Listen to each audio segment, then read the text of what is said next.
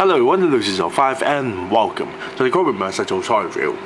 And today's we're looking at the 2011 release by Hasbro of the G.I. Joe Pursuit of Cobra action figure review. And today's action figure review, we're looking at the Wave 4 of the Jungle Assault Shadow Tracker, the Cobra Jungle Tracker. Now I got this straight from eBay, and well, I bought this quite a long time ago, for about several months ago, and this cost me about 60 ringgit there. Not much of a choice because officially Hasbro Malaysia didn't actually release any of the Wave 4 figures. However, there are, well, some places, a few individuals actually sold the Wave 3 and Wave 4 figures, well, just a few months ago. And the price still haven't dropped that much. It's only about 5 ringgit difference. Yes, people are still selling this for 55 ringgit, which is still kind of pricey actually, compared to the retail pricing of 41 ringgit and 90 cents. Now let's take a look at the front part packaging itself. Here we have a nice little artwork of the new Cobra character called the Shadow Tracker. There actually has a really nice artwork, and the design of the character is quite very unique, considering that he has dreadlocks, is a Rastafarian character, and if you have noticed, he's also wearing a similar design of a Neo Viper's mask, but as I said, it's similar, doesn't mean it's exactly the same. It's a bit similar, but a little bit different on the design of the mask itself.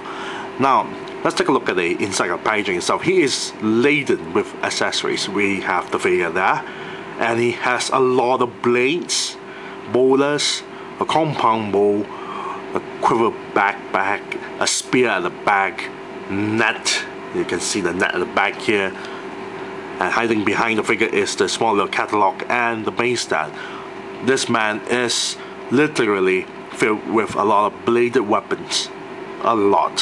Which is very, very nice. Now, at the back portion of the packaging, we have a smaller write-up on what G.I. Joe is really about, and this time the mission is Jungle Assault. And you got a nice little diorama of the Jungle Assault scene here. Here we have the Pursuit of Cobra version of the Vam, and I'm not too sure which character is this because it's really hard to tell because he's facing on one corner there. We have the Jungle Assault Duke as well, very nice. Recondo is there, and in the background, if you can see it closely, there's also a couple of Jungle Vipers as well, and also Night Adder. Yes, the Rhino Cobra Night Adder is hiding somewhere around here as well. It's quite interesting why the Night Adder kept popping around areas that he's not meant to be is beyond me. Here we have his profile card, and as stated in his profile card, it writes, Shadow Tracker works for Cobra as a wilderness hunter and guide. Scorning conventional firearms, he uses traditional weapons from around the world. He tracks his prey using primal instinct. He hears the dark whispers of the jungle, senses distant footfalls in the earth, and tastes his victim's fear in the wind. When skydive lands in the jungle, Shadow Tracker instantly knows and starts the hunt. Very nice. Makes him sound like a predator, you know, like the movie Predator character. His mission equipment, Dark Trap Reinforced Escape-Proof Capture Net. Very interesting. So, without further ado, let's open up this packaging so we can molest him. Be right back. And we're back after removing the figure and the rest of the stuff out from packaging. Now let's take a look at the Shadow Tracker's accessories here. First off, we'll take a look at the base stand. Now the base stand is a 25th anniversary design of a Cobra base stand. You got a nice little Cobra logo on the top with 2 pegs for the figure to stand on. At the nameplate there stated as Shadow Tracker. At the back here stated as 2007 Hasbro made in China. Now Shadow Tracker here comes with a whole laden of accessories. We'll take a look at the dark trap netting here, which is a new accessory, very interesting. Now the netting itself is made of a neon bright yellow net, and there's a string, a long piece of string that goes to the edges itself inside the netting. Very nice. Each end section of the string itself, there's 2 handles. There's one handle shaped like so, the other handle here, I'm not too sure why they actually have a separated piece like so. Now the fun part is that you can actually pull this to entangle the whole figure and have 2 handles together, or you can do something like this, simplistic stuff. All you have to do is just wrap the figure like so, pull it like so, and wrap the string all over the figure, and there you have it. It's a very simplistic accessory, but quite nice. Now later on I'll show you all on how to package the netting itself once we're done with everything. Now all you have to do is just straighten up the netting itself like so, and it's done. We can wrap the netting like so, put it on one side. Now let's take a look at his blades. He comes with a lot of blades. First we have a machete, which is a, well, all black plastic material, which is no paint job at all. I really wish they actually painted in silver on the blade itself. This appeared in the Rise of Cobra and the 25th anniversary line, so there's nothing new with the machete. Then we have a kukri. As you can see, the kukri blade is painted in silver. You notice there's the paint chip there, because when they package the kukri, they actually place this, well, the cellophane tape into the packaging and place it onto the blade itself. So you have to be careful on that, because the moment I pull the cellophane tape, it also pull off a little bit of paint there. So a little bit disappointed, but not that bad. Got a handle now. The entire thing is made of black plastic material. So we have one kukri, and that kukri is, well, it did appear in the 25th anniversary line and the Rise of Cobra. However, this weapon did not appear anywhere. This is actually, well, for my knowledge at least, I never seen this weapon. This is a mambele. I'm not too sure if that's how you pronounce it. Very interesting blade here. As already stated at the back of his packaging, the profile card, he actually wields a lot of weapons, a lot of blades from all over the world. Not too sure which, well, country did it origin from, but it is a very, very uniquely designed blade. The handle is a bit too small though for him to hold it properly. He can still hold it, but it's a bit loose. Then we have another blade here, which is a pure black plastic material, which is also a new accessory.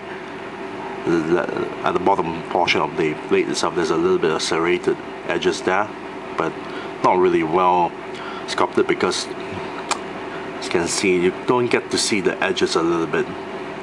Now on the other side of the blade, there's a huge peg. You can actually plug it onto the figure's thigh here, or at the back portion of the vest, there's a small little hole there, or you can plug it onto the spear. There's a hole here, which looks kind of weird to have, well, a spear with a smaller bayonet on the side. Then we have his bowlers, and now this is a old accessory that came from the Rise of Cobra. As you can see, this is a bowler. Got 3 pieces here. The entire thing is made of a black plastic material, but painted in brown. You can see the peg there. There's a peg. You can also plug it onto the figure's thigh or at the back of the vest itself, which don't actually fit very well because it tends to be a bit loose, hindered by the sheath at the back, which I'm going to explain later. Or if you want to be a bit more silly, you can actually plug it onto the spear like so. Well, at least you can imagine that he actually tied the boulders on the spear and then walked casually or hunting. Now here we have his spear, very nicely designed. Now this spear does not appear in the 25th anniversary line nor in the Rise of Cobra, so I assume it came from some G.I. Joe series, because the handle itself is exceptionally larger compared to any of the accessories itself. So for Shadow Striker to wield it, you tend to stretch his hand a bit too wide up. So much so that once you do that for a long period of time, you just stretch the hands too wide that he can't actually hold any of the other weapons. So I suggest not to play around with this spear too much unless you're willing to fix it by heating the hand to close it back or use hot water. Now the design of the spear is actually quite nicely done, as you can see the design of the sides here, but the tip of the spear is not really sharp enough. It's not pointy enough. It's quite blunt actually. And then we have the staff itself, the handle, very nice. I'll put this one side. We have his compound bow. This is the same compound bow that came from the Wave 1 of the Toys R Us exclusive Spirit Iron Knife. Very nice, no paint job at all, just pure black plastic material, same as the spear itself, but very nicely done with details. Similar, same accessory as the Spirit Iron Knife's compound bow. I really wish they put the string here. It looks kind of weird without a string for a compound bow itself. You can see the details. That's the handle here, and this is the area where you place the arrow. Next we have a small little knife, a old accessory from the 25th anniversary line, which you can actually store the knife at the back of the vest itself, like so. The problem with the knife is it tends to be a bit loose, so it falls off from the vest very easily. Then we have his arrow and his Quiver Backpack. Same accessory from the Toys R Us exclusive, the Spirit Iron Knife. You place the arrow on this two clipping here, just like so. Very nice. The back here you got pig. Now the problem with this Quiver Backpack is that when you try to place it at the back portion of the figure's hole, as you can see there's the dreadlocks there. It's actually hindering it. You can actually place it at the back. All you have to do is just lift the dreadlocks at the back and then slip it in. However, the posing of the backpack itself along with the figure will be a bit awkward at times because it's a bit tight fit at the back. As you can see, the arrow doesn't seem to want to clip onto the Quiver Backpack properly. Posing it will be quite difficult due to the large amount of the dreadlock hair at the back there. So you tend to want it to tilt the head on one side and try to adjust the backpack a little bit to whichever location that you feel is more comfortable. Or you can do the most simplest way and just plug it at the back of the bottom section of the bag hole here, as you can see, which is kind of silly to place the Quiver Backpack at the bottom section of the waist here. You can place it on the side like so, which makes a bit more sense. But it also limits your choices to place additional weapon onto the figure itself. Yes, by placing the Quiver Backpack at the bottom section of the hole and not using the one at the back here, Mr. Shadow Tracker will have one less weapon to carry around. Now, let's take a look at the vest. The vest is actually a new accessory, which is painted very nicely with the neon bright yellow colored paint job, the same as the quiver there and the arrow. Very nicely done. A little bit of silver paint job onto the straps, some of the strap section here. Very nice at the buckle, but it's mainly painted on the shoulders and the back portion here. The rest of the vest is not painted at all, just pure black plastic material. A lot of pouches. Not too sure why he needs so much pouches. He should need more areas to plug in with the blades that he has. And for the figure to wear the vest is quite easy. Here we have a small little button, and here there is the hole there. But you have to plug out the head of the figure to have the figure wear the vest, for obvious reasons of the size of the head itself. Now let's take a look at the figure's paint job. The figure's paint job is actually, not bad actually. You got a nicer dreadlock, which is actually made of black plastic material, but they actually did color it a little bit, did a little bit paint job to have a little bit of highlights. As you can see, there's also a little bit of paint job on certain portion of the dreadlocks itself. There's a bit of brown there, a bit of white here to clip onto the dreadlock. Very nice. Now the entire head, not counting the hair, is made of a brown plastic material, or tan brown. And the face, inside the face itself, is actually painted in a really dark brown color, and the pupils is painted in white. Yes. Now he is wearing a, as you can see, I have to pop the head off because it's not easy to see the body itself. As you can see, the torso is made of a grey plastic material, and the neck here is painted in flesh tone skin, in a tan brown flesh tone skin here.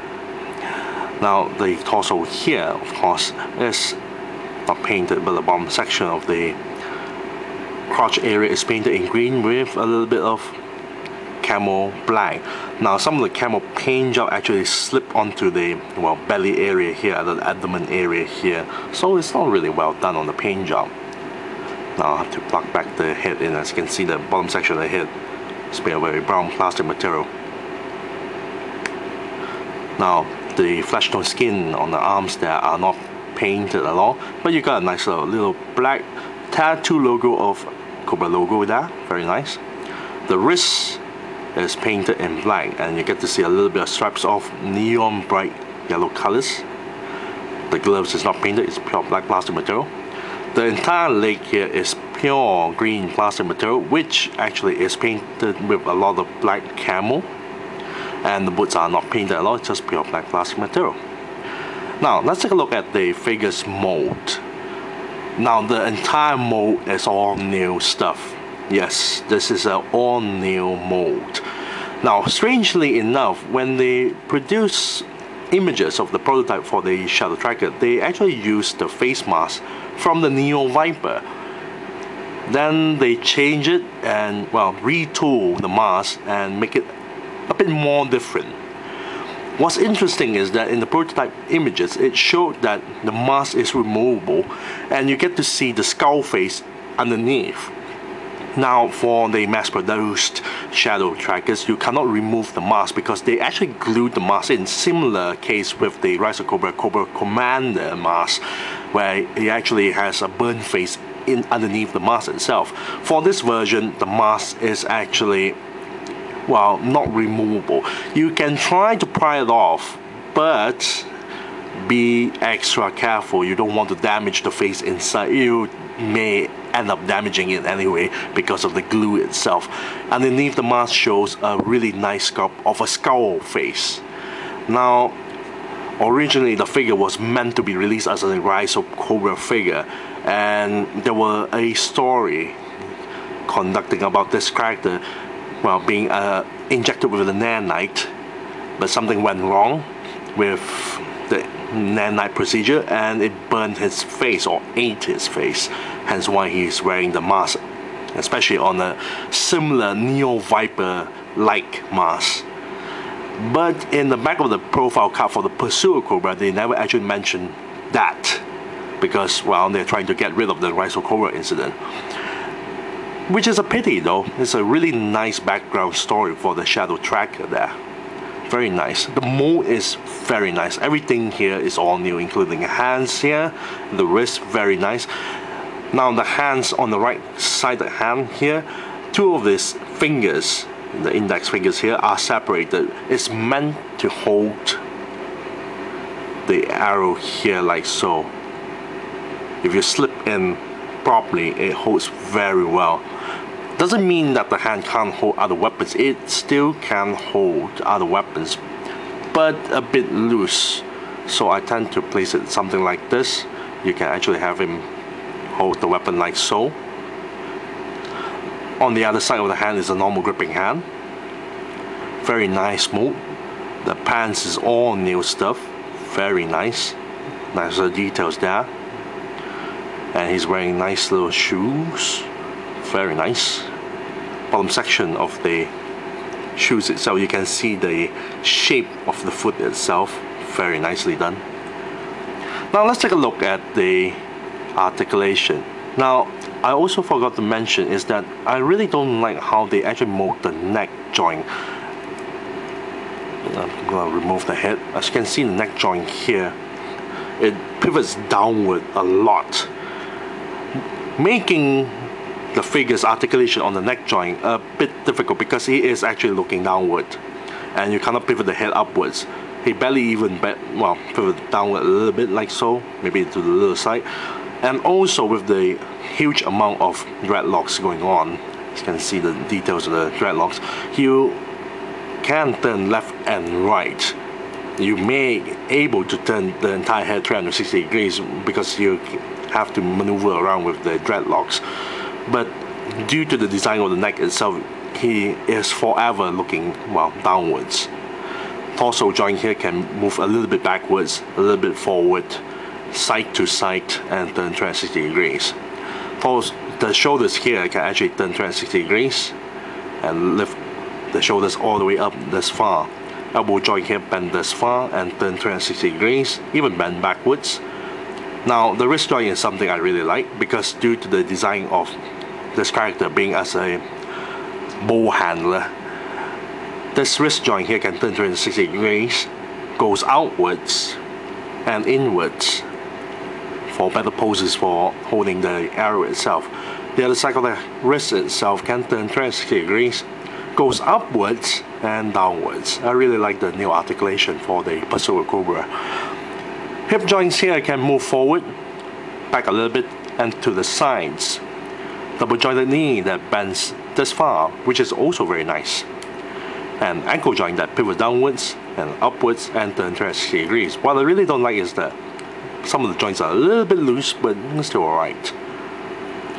Now let's take a look at the figures when he is fully equipped with all the accessories. First we have to equip him with the vest, like so. As you can see, the dagger just popped off quite easily, which is rather annoying actually. Plug the button in, place the dagger in to the back of the vest, like so. And it won't stay there forever. The moment you touch it a little bit, it will just pop off. Now with the vest on, the neck articulation barely able to move left and right, as you can see there. You can still move left and right, but not all the way around, because due to the hindrance of the dreadlocks and the collar, the large collar there. Now, as I mentioned before, the quiver, you have to lift the dreadlocks apart like so, and place the peg in, and then have the dreadlocks cover like so. It's a bit of a chore, but what else are you gonna do? Then you can actually place the knife at the back here and the bolus here. You can do the bolus on the back as well, but as I mentioned before, it will be hindered by the sheath at the back here, so it doesn't plug in properly at the back. It tends to pop off quite easily, so you might as well plug it onto the side. Place the knife at the back like so. And then we have the netting. Now for the netting, you have to place it, you have to really wrap it around.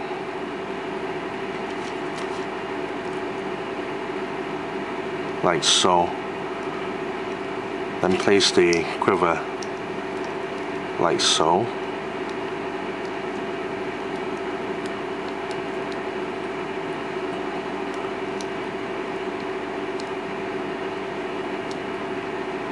And the knife. And there you have it. Then we have his bow. You can store the arrow first. We're having him arming it, and have him wield any of his blades, like so. Very nice.